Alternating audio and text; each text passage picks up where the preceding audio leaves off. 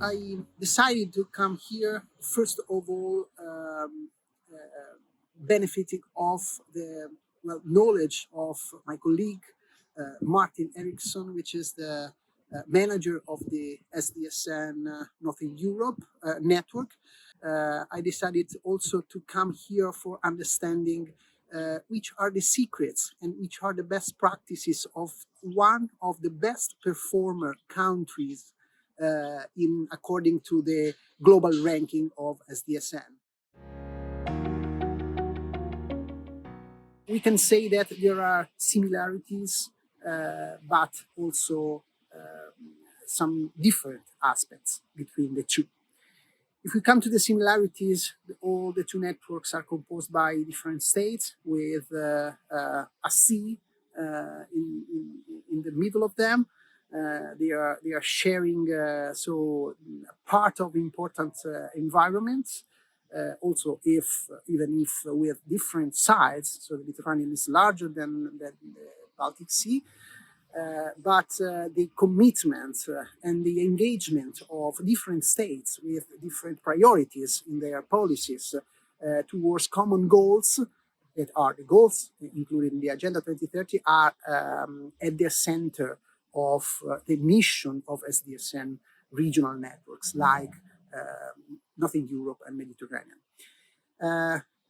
We are dealing with, we must know that we are dealing with two different situations. The Mediterranean situation is a very complex picture of characterized by different cultures, different languages, religions, habits, and also priorities when we come to decide which are the most relevant goals to be achieved by governments, by head of states, by other organizations.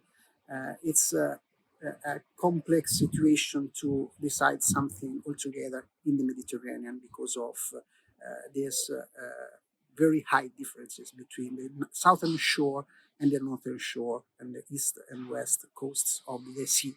But SDSN is there in order to bring an approach based on scientific and research basis in order to create a common ground of culture and knowledge for boosting sustainable development in the region.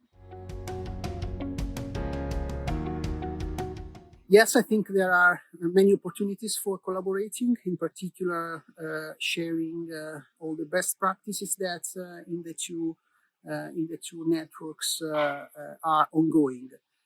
I found really interesting the system and the methodology through which the universities of Sweden try to measure their impact on the climate change using a tool for measuring the CO2 emission of all campuses and adopting the strategies according to it. Another interesting possibility for collaborating is the reporting at the regional level. So trying to create a common way of reporting, common rules for reporting the situation, the level of achievement of the SDG in the region, and trying to push governments to fill the gaps or to prioritize their policies according to the reports that at the regional level could be done.